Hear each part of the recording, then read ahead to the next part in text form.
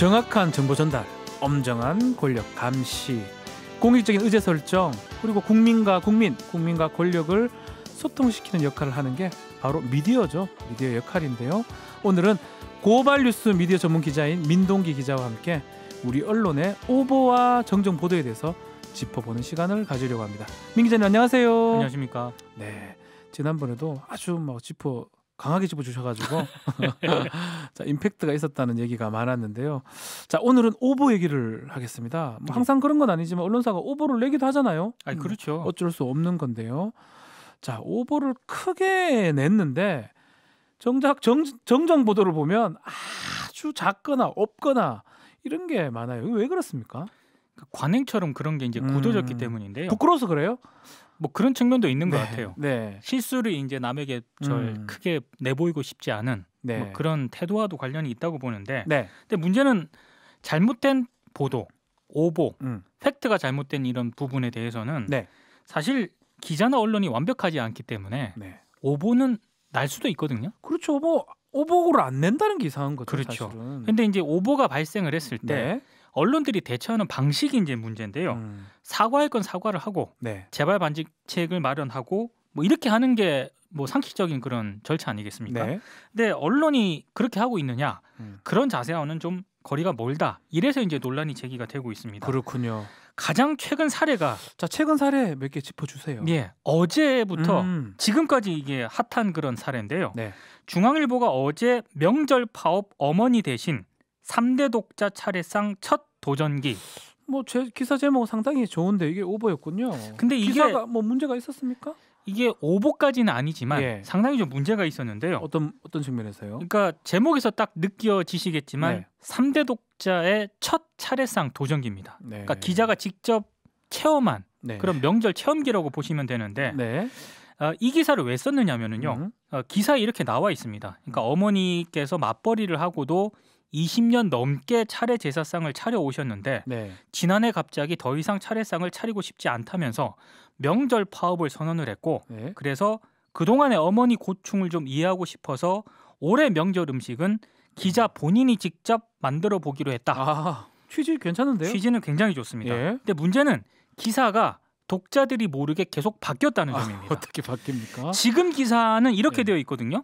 누나만 둘 있는 3대 독자로 집에서는 1년에 차례와 제사를 4번씩 지냈지만 한 번도 음식을 만들어 본 적이 없었다. 어릴 땐 고모가 부엌을 드나들면서 음식을 만들고 고모부는 거실에 앉아 이야기를 나눴다. 이렇게 되어 있는데 이게 애초 문장은 이게 아니었습니다. 그러니까 고모와 고모부가 아니고요. 어릴 땐 숙모와 형수님만 부엌을 드나들며 음식을 만들고 삼촌들은 거실에 앉아서 이야기를 나눴다. 이게 독자의 개념을 모르시나? 그래서요. 그 해당 기사를 본 네티즌들도 좀 이상하잖아요. 이상하잖아요. 3대 독자인데 숙모가 웬 말이며 삼촌들과 형수님은 또 뭐냐? 이렇게 문제 제기를 하니까 갑자기 기사가 슬그머니 이 고모와 외숙모로 바뀌고요. 삼촌들도 고모부와 외삼촌들로 슬그머니 수정이 됩니다. 이건 정말 큰 실수를 한 것 같은데요. 기자가 아마 좀 착각을 했을 가능성도 있겠네요. 근데 문제는 이게 여기서 끝나지 않았다는 겁니다. 해당 기사가 이상하다고 판단한 네티즌들이 아니 그럼 고모부하고 외삼촌들은 왜 명절에 자기 본가 가서 차례 안 지내고 그렇죠. 왜 사돈 집에 있냐? 거기 왜 가냐고요. 그렇죠. 이렇게 상식적으로 의혹을 제기를 하니까 중앙일보 기사가 또 바뀝니다. 외숙모와 외삼촌을 슬그머니 삭제합니다. 그런 다음에 지금에 있는 이 문장이 이제 유지가 되는 상태가 돼버렸거든요. 그러니까 이런저런 논란이 지금까지 제기가 되고 있습니다. 아니 한 번도 아니고 이 정도 수정을 했다면 이거는 사실은 정정할 때 사과를 해야 되는 거 아닌가요? 이 정도면 사실 착각을 했다든지 그렇죠. 독자의 개념을 좀 몰랐던 기자다 이렇게 얘기해도 되잖아요. 근데 이게 오늘 오후까지 해명이라든가 사과가 없다가 한 4시쯤 다 되어서야 이제 중앙일보가 해명을 했거든요. 일단 독자들에게 혼란을 준 점에 대해서 사과를 했고 해명을 했는데 해명이 조금 납득이 안 갑니다. 해명이 어떻습니까? 최초 보도 내용에 담긴 삼촌, 숙모, 형수는 외삼촌, 외숙모, 외사촌, 형수 등 모두 기자의 외가 식구를 뜻한다. 기사에 처음 적었던 할머니도 외할머니였다. 예. 뭐 이런 부분에 대해서 오해가 좀 있었다라는 취지의 이제 해명을 했는데요. 네. 솔직히 말씀을 드리면 이게 잘 이해는 안 갑니다. 그리고 이 해명은요. 네. 제가 봤을 때 이렇게 논란이 커졌을 때 나왔어야 될 해명이 아니고요. 네. 기사를 처음 수정을 했을 때 그때 해명을 했어야 될 내용인데 그렇죠. 너무 해명이 좀 늦은 감이 있습니다. 글쎄요. 뭐 하여튼 기사의 취지는 이해를 하겠지만 독자도 아니면서 독자인 척한 게 아닌가. 잘못됐다면 정정을 하든지 사과를 했어야 되는데 그대로 갔다. 3대 독자라는 점은 분명한 사실이다라고 중앙일보가 해명을 했습니다. 그리고 사실 독자라고 하려면 완전 외동일 때 독자라고 표현을 더 많이 하거든요. 네. 누나들 있으면 또 독자도 아닐 가능성도 있어요. 네. 남자만 한 명이었다 이런 뜻인 것 같긴 한데 네.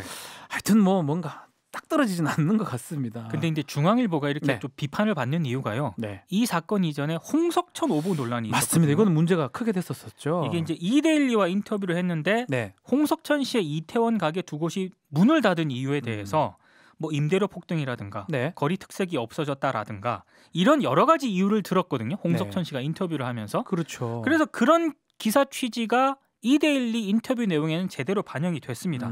그런데 이데일리 기사를 중앙일보가 인용을 하면서 네.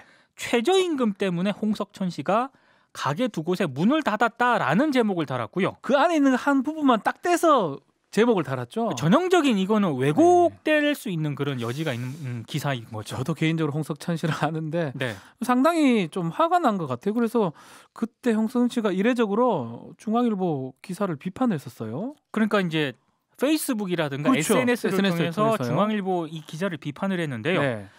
사실 방송인이 이렇게 이 특정 언론사 기자를 비판하는 게 쉽지는 않은데 부담스러운 부분이잖아요. 그렇습니다. 근데 그만큼 이제 본인이 봤을 때도 문제가 심각했던 것 같고요. 네. 그럼 중앙일보 기자가 이 기사를 내면서 뭐 홍석천 씨와 뭐 전화 인터뷰라도 했느냐, 네. 연락을 취했느냐 전혀 그러지 않았다는 게 문제였습니다. 이데일리 걸 그대로 갖고 오면서 제목만 그걸 딴 거네요. 최저임금 쪽으로만 문제를 이제 부각을 시켜서 인터뷰를 실었다는 건데요. 예. 사실 홍석천 씨도 이런 문제점을 좀 염두에 뒀었던 것 같아요. 이데일리 기자랑 인터뷰를 하면서 예.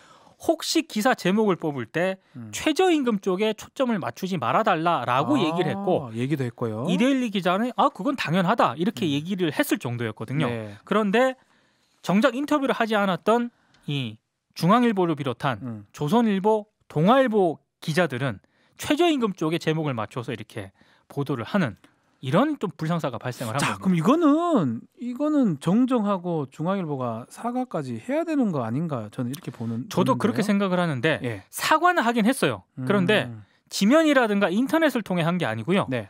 그 중앙일보 기자 있지 않습니까? 예. 그 기자가 홍석천 씨와 개인적으로 통화를 하면서 죄송하다. 나중에 개인적으로 다시 인터뷰를 제대로 하자. 이렇게 개인적으로 사과를 하고 사태를 마무리 지었습니다. 이야, 이거는 언론사가 직접 사과를 하든가 아니면 기사 제목을 정정하든가 이렇게 해야 되는 거 아닌가요? 사실 이 중앙일보 기사는 예. 홍석천 씨만 본 게 아니고요. 네. 저도 봤어요. 많은 분들이 봤거든요. 저도 봤어.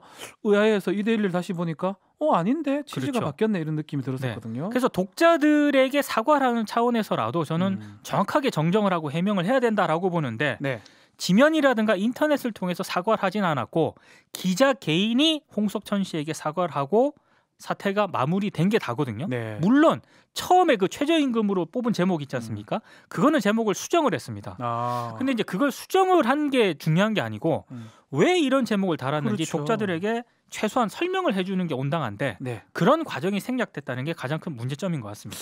이게 과연 개인적으로 사과를 하면 될 일인지 기자가 여러분 어떻게 생각하는지 저희는 궁금합니다. 오늘은 우리 언론사의 오보와 정정 보도에 대한 얘기를 나누고 있습니다. 많은 좀 의견 주시고요. 기자님. 네.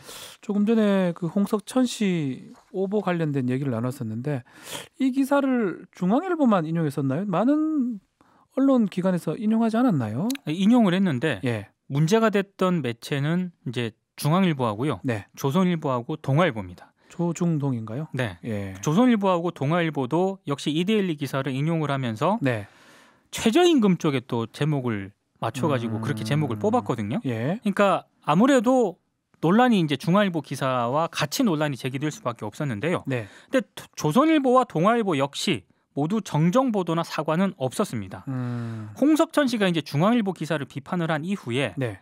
동아일보도 제목을 바꾸긴 했습니다. 그러니까 최저임금 부분을 좀 수정을 하긴 했는데요. 예. 사과는 없었고요. 조선일보도 처음에 기사 제목을 조선일보는 계속 유지를 했거든요.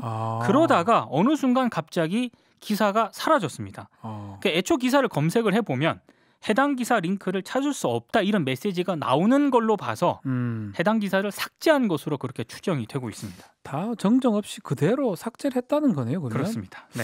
자, 그러면 사과한 것도 전혀 없다라는 것 같은데요. 네. 자, 손해배상이 같은 거는 어떻게 됩니까?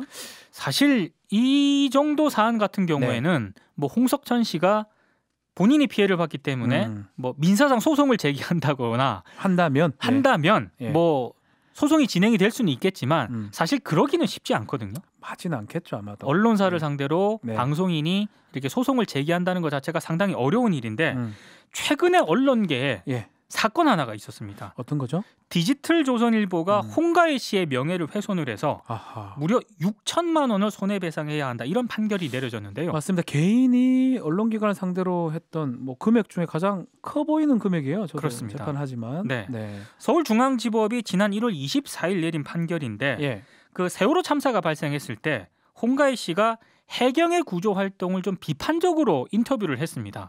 그러자 이제 일부 언론이 홍가희 씨를 상대로 뭐 거짓말쟁이다, 그렇죠. 허언증 환자다 이런 보도를 쏟아냈는데요.